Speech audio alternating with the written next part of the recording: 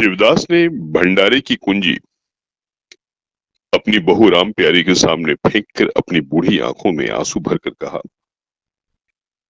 बहू, आज से गृहस्थी की देखभाल तुम्हारे ऊपर है। मेरा सुख भगवान से नहीं देखा गया, नहीं तो क्या जवान बेटे को यूं ही छीन लेते। उसका काम करने वाला तो कोई चाहिए। एक हल तोड़ दूं तो गुजारा न होगा। मेरे ही कुकर्म से भगवान का यह कोप आया है और मैं ही अपने माथे पर उसे लूंगा। बिरजू का हल अब मैं ही संभालूंगा। अब घर की देख रेख करने वाला, धरने उठाने वाला तुम्हारे सिवा दूसरा कौन है। रो मत बेटा, भगवान की जो इच्छा थी हुआ हुआ, और जो इच्छा होगी वह होगा। हमारा तुम्हारा क्या बस है। मेरे जीते जी तुम्हें कोई टेढ़ी आंख से भी देख न सकेगा। तुम किसी बात का सोच मत करो। बिरजू गया तो मैं तो भी बैठा ही हुआ हूं। राम प्यारी और राम दुलारी दो सगी बहनें थीं। दोनों का विवाह मथुरा और बिरजू दो सगे भाइयों से हुआ। दोनों बहनें नहर की तरह ससुराल में भी प्रेम और आनंद से रहने लगी। शिवदास को पेंशन मिली। दिन भर द्वार पर बैठे गपशप करते। भरा पूरा परिवार देख देख कर प्रसन्न होते और अधिकतर धर्म चर्चा में लगे रहते थे। लेकिन देवगति से बड़ा लड़का बिरजू बीमार पड़ा और आज उसे मरे हुए 15 दिन बीत गए। आज क्रियाकर्म से फुर्सत मिली और शिवदास ने सच्चे कर्मवीर की भांति फिर जीवन संग्राम के लिए कमर कस ली। मन में उसे चाहे कितना ही दुख हुआ हो, उसे किसी ने रोते नहीं देखा। आज अपनी बहू को देखकर एक क्षण के लिए उसकी आंखें सजल हो गईं। लेकिन उसने मन को संभाला और रुद्ध कंठ से उसे दिलासा देने लगा। कदाचित उसने सोचा था, घर की स्वामिनी बनकर विधवा के आंसू पूछ जाएंगे। कम से कम उसे इतना परिश्रम न करना पड़ेगा। इसलिए उसने भंडारे की कुंजी बहू के सामने फेंकी थी। वैधव्य की व्यथा को स्वामित्व के गर्व से दबा देना चाहता था।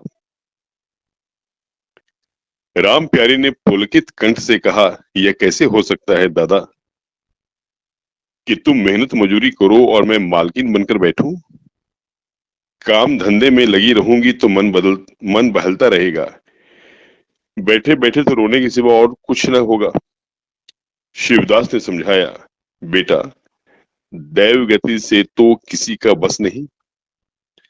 रोने धोने से हलाकानी के सिवा और क्या आएगा। घर में भी तो 20 काम हैं। कोई साधु संत आ जाए, कोई पाहुना ही आ पहुंचे, उनके सेवा सत्कार के लिए किसी को तो घर पर रहना ही पड़ेगा। बहू ने बहुत से हील किए पर शिवदास ने एक न सुनी।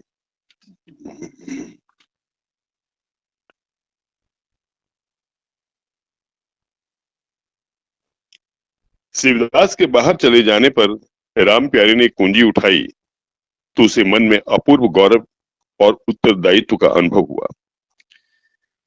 जरा देर के लिए पति वियोग का दुख उसे भूल गया। उसकी छोटी बहन और देवर दोनों काम करने गए हुए थे। शिवदास बाहर था। घर बिल्कुल खाली था। इस वक्त वह निश्चिंत होकर भंडारे को खोल सकती हैं। उसमें क्या क्या सामान है, क्या क्या विभूति है, यह देखने के लिए उसका मन लालायित हो उठा। इस घर में वह कभी न आई थी। जब कभी किसी को कुछ देना या किसी से कुछ लेना होता था, तभी शिवदास आकर इस कोठरी को खोला करता था। फिर उसे बंद कर वह ताली अपने कमर में रख लेता था। राम प्यारी कभी कभी द्वार की दराजों से भीतर झांकती थी, पर अंधेरे में कुछ न दिखाई देता था। सारे घर के लिए वह कोठरी कोई तिलिस्म या रहस्य था, जिसके विषय में भांति भांति की कल्पनाएं होती रहती थी। आज राम प्यारी को वह रहस्य खोलकर देखने का अवसर मिल गया। उसने बाहर का द्वार बंद कर दिया कि कोई उसे भंडारा खोलते ना देख ले। नहीं सोचेगा बेजरूरत इसने क्यों खोला। तब आकर कांपते हुए हाथों से ताला खोला। उसकी छाती धड़क रही थी कि कोई द्वार न खटखटाने लगे। अंदर पांव रखा तो उसे कुछ उसी प्रकार का, लेकिन उससे कहीं तीव्र आनंद हुआ जो उसे अपने गहने कपड़े की पिटारी खोलने में होता था। मटकों में गुड़, शक्कर, गेहूं, जौ आदि चीजें रखी हुई थी। एक किनारे बड़े बड़े बर्तन भरे थे, जो शादी ब्याह के अवसर पर निकाले जाते थे या मांगे दिए जाते थे। एक आले पर मालगुजारी की रसीदें और लेन देन के पुर्जे बंधे हुए रखे थे।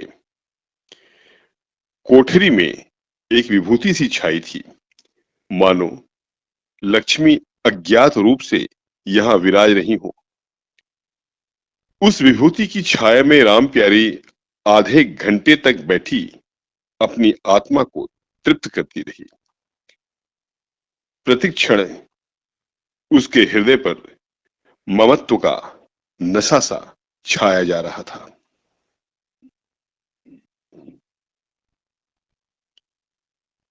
जब वह उस कोठरी से निकली तो उसके मन के संस्कार बदल गए थे, मानो किसी ने उस पर मंत्र डाल दिया हो। उसी समय द्वार पर किसी ने आवाज दी। उसने तुरंत भंडारे का द्वार बंद किया और जाकर सदर दरवाजा खोल दिया। देखा तो पड़ोसिन झुनिया खड़ी है और 1 रुपया मांग रही है। राम प्यारी ने रुखाई से कहा, अभी तो 1 पैसा घर में नहीं है जीजी, क्रियाक्रम में सब खर्च हो गया। झुनिया चकरा गई। चौधरी के घर में इस समय 1 रुपया भी नहीं है, यह विश्वास करने की बात न थी। जिसके यहाँ सैकड़ों का लेन देन है, वह सब कुछ क्रियाक्रम में नहीं खर्च कर सकता। अगर शिवदास ने यह बहाना किया होता तो उसे आश्चर्य न होता। प्यारी तो अपने सरल स्वभाव के लिए गांव में मशहूर थी। अक्सर शिवदास की आंखें बचाकर पड़ोसियों को इच्छित वस्तुएं दे दिया करती थी। अभी कल ही उसने जानकी को सेर भर दूध दे दिया था। यहां तक कि अपने गहने तक मांगे दे देती थी। कृपण शिवदास के घर में ऐसी सखरज बहू का आना गांव वाले अपने सौभाग्य की बात समझते थे। झुनिया ने चकित होकर कहा, ऐसा न कहो जीजी, बड़े गाढ़े में पड़कर आई हूं।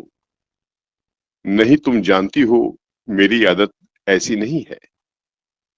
बाकी का 1 रुपया देना है। प्यादा द्वार पर खड़ा बकबक कर रहा है। रुपया दे दो तो किसी तरह ये विपत्ति टले। मैं आज के 8वें दिन आकर दे जाऊंगी। गांव में और कौन घर है जहां मांगने जाऊं? प्यारी टस से मस न हुई। उसके जाते ही प्यारी सांझ के लिए रसोई पानी का इंतजाम करने लगी। पहले चावल दाल बिनना अपार लगता था और रसोई में जाना तो सूली पर चढ़ने से कम न था। कुछ देर दोनों बहनों में झांव झांव होती, तब शिवदास आकर कहते, क्या आज रसोई न बनेगी? तो दो में से एक उठती और मोटे मोटे टिक्कड़ लगाकर रख देती, मानो बैलों का रातिब हो। आज प्यारी तन मन से रसोई के प्रबंध में लगी हुई है। अब वह घर की स्वामिनी है। तब उसने बाहर निकलकर देखा, कितना कूड़ा करकट पड़ा हुआ है। बुढ़ऊ दिन भर मक्खी मारा करते हैं, इतना भी नहीं होता कि जरा झाड़ू भी लगा दे। अब क्या इनसे इतना भी ना होगा? द्वार ऐसा चिकना चाहिए कि देखकर आदमी का मन प्रसन्न हो जाए, यह नहीं कि उबकाई आने लगे। अभी कह दूं तो तिनक जाएंगे। अच्छा, ये मुन्नी नाद से अलग क्यों खड़ी है? उसने मुन्नी के पास जाकर नाद में झांका, दुर्गंध आ रही थी। ठीक मालूम होता है महीनों से पानी ही नहीं बदला गया। इस तरह तो गाय रह चुकी, अपना पेट भर लिया, छुट्टी हुई, और किसी से क्या मतलब। हाँ, दूध सबको अच्छा लगता है। दादा घर पर बैठे चिलम पी रहे हैं, मगर इतना नहीं होता कि 4 घड़ा पानी नाद में डाल दें। मजूर रखा है, वह भी 3 कौड़ी का, खाने को 1.5 सेर, काम करते नानी मरती है। आज आते हैं तो पूछती हूं, नाद में पानी क्यों नहीं बदला? रहना हो तो रहे या जाए। आदमी बहुत मिलेंगे, चारों ओर तो लोग मारे मारे फिर रहे हैं। आखिर उससे न रहा गया, घड़ा उठाकर पानी लाने चली। शिवदास ने पुकारा, पानी क्या होगा बहू, इसमें पानी भरा हुआ है। प्यारी ने कहा, नाद का पानी सड़ गया है। मुन्नी भूसे में मुंह नहीं डालती, देखते नहीं हो कोस भर पर खड़ी है। शिवदास मार्मिक भाव से मुस्कुराए और आकर बहू के हाथ से घड़ा ले लिया। कई महीने बीत गए। प्यारी के अधिकार में आते ही उस पर प्यारी के अधिकार में आते ही उस घर में जैसे बसंत आ गया। भीतर बाहर जहां देखिए किसी निपुण प्रबंधक के हस्त कौशल, सुविचार और सुरुचि के चिन्ह दिखते थे। प्यारी ने गृह यंत्र की ऐसी चाबी कस दी थी कि सभी पुर्जे ठीक ठीक चलने लगे थे। भोजन पहले से अच्छा मिलता, समय पर मिलता, दूध ज्यादा होता, घी ज्यादा होता है और काम ज्यादा होता है। प्यारी न खुद विश्राम लेती है, न दूसरों को विश्राम लेने देती है। घर में कुछ ऐसी बरकत आ गई है कि जो चीज मांगो घर ही में निकल आती है।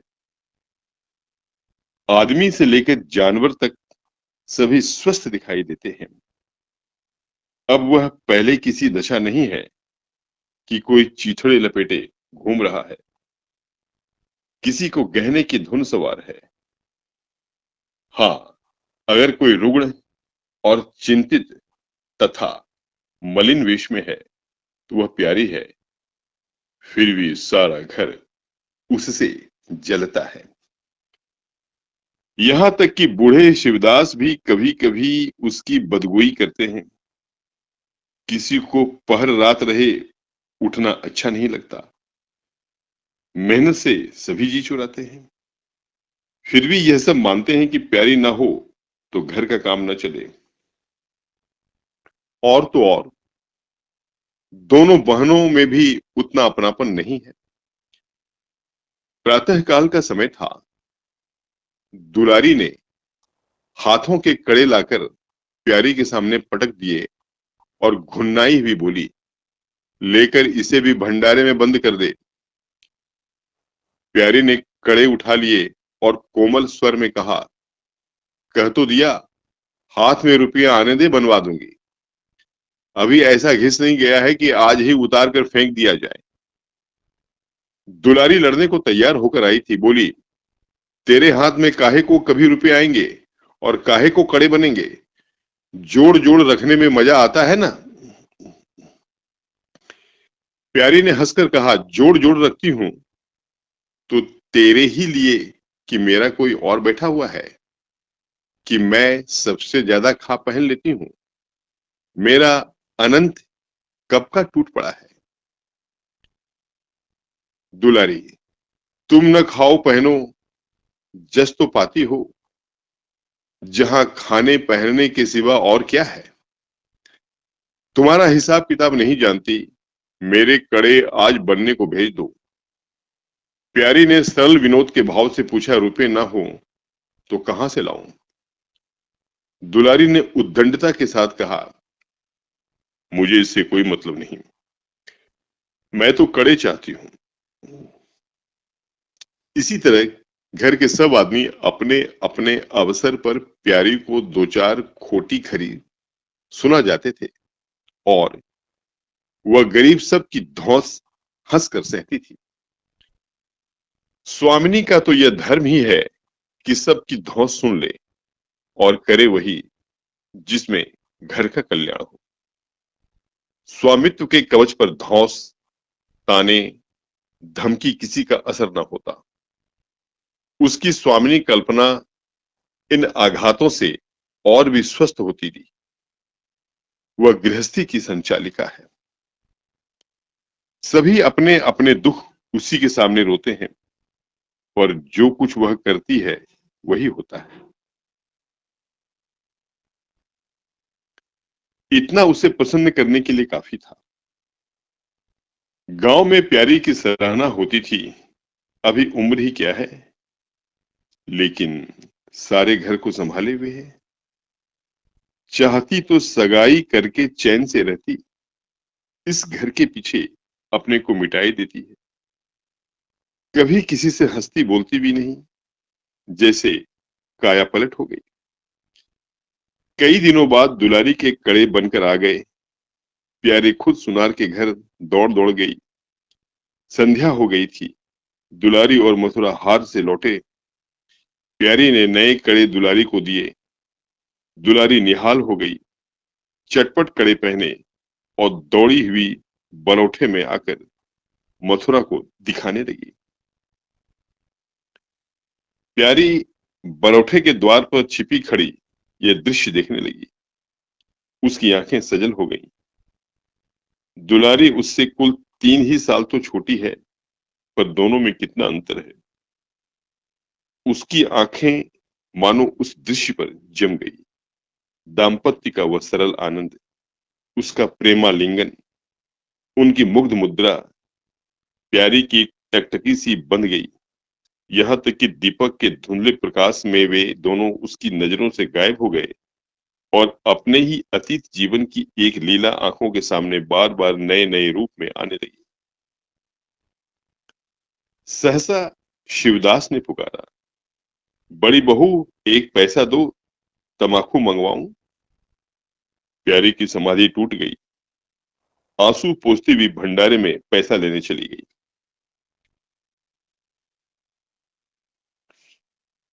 एक एक करके प्यारी के गहने उसके हाथ से निकलते जाते थे। वह चाहती थी मेरा घर गांव में सबसे संपन्न समझा जाए और इस महत्वाकांक्षा का मूल्य देना पड़ता था। कभी कभी घर की मरम्मत के लिए, कभी बैलों की नई गोई खरीदने के लिए, कभी नातेदारों के व्यवहार के लिए, कभी बीमारों की दवा दारू के लिए रुपए की जरूरत पड़ती रहती थी। और जब बहुत कतर व्योत करने पर भी काम न चलता तो वह अपनी कोई न कोई चीज निकाल देती और चीज एक बार हाथ से निकलकर फिर ना लौटती थी। वह चाहती तो इनमें से कितने ही खर्चों को टाल जाती, पर जहां इज्जत की बात आ पड़ती थी, वह दिल खोल कर खर्च करती। अगर गांव में हेठी हो गई तो क्या बात रही, लोग उसी का नाम तो धरेंगे।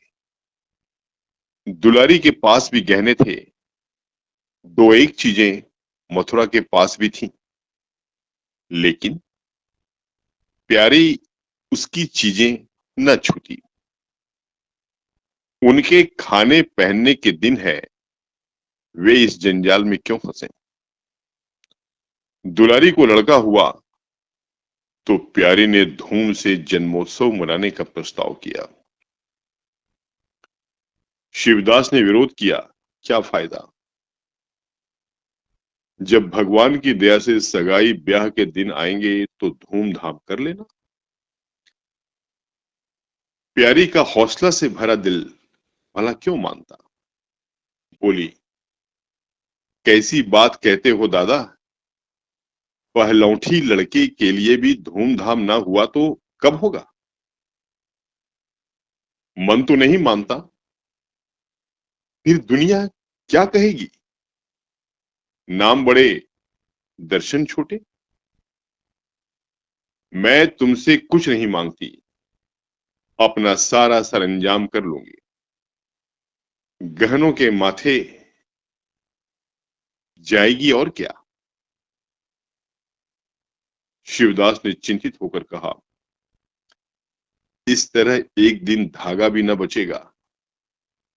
कितना समझाया बेटा, भाई भौजाई किसी के नहीं होते। अपने पास दो चीजें रहेंगी तो सब मुंह जोहेंगे, नहीं कोई सीधी बात भी ना करेगा। प्यारी ने ऐसा मुंह बनाया मानो वह ऐसी बूढ़ी बातें बहुत सुन चुकी है, और बोली, जो अपने हैं वे भी ना पूछें तो भी अपने ही रहते। मेरा धर्म मेरे साथ है, उनका धर्म उनके साथ है। मर जाऊंगी तो क्या छाती पर लाद ले जाऊंगी। धूमधाम से जन्मोत्सव मनाया गया। बरही के दिन सारी बिरादरी का भोज हुआ। लोग खा पी कर चले गए तो प्यारी दिन भर की थकी मांदी आंगन में एक टाट का टुकड़ा बिछाकर कमर सीधी करने लगी। आंखें झपक गईं। मथुरा उसी वक्त घर में आया। नवजात पुत्र को देखने के लिए उसका चित्त व्याकुल हो रहा था। दुलारी सौर गृह से निकल चुकी थी। गर्भावस्था में उसकी देह छिन्न हो गई थी, मुंह भी उतर गया था, पर आज स्वस्थता की लालिमा मुंह पर छाई हुई थी। मातृत्व के गर्व और आनंद ने अंगों में संजीवनी सी भर रखी थी।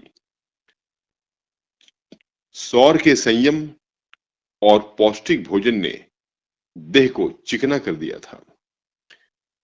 मथुरा उसे आंगन में देखते ही समीप आ गया और एक बार प्यारी की ओर ताककर उसके निद्रामग्न होने का निश्चय करके उसने शिशु को गोद में ले लिया और उसका मुंह चूमने लगा। आहट पाकर प्यारी की आंखें खुल गई, पर उसने नींद का बहाना किया और अधखुली आंखों से वह आनंद क्रीड़ा देखने लगी। माता और पिता दोनों बारी बारी से बालक को चूमते, गले लगाते और उसके मुंह को निहारते थे। कितना स्वर्गीय आनंद था। प्यारी की तृपित लालसा प्यारी की तृषित लालसा एक क्षण के लिए स्वामिनी को भूल गई।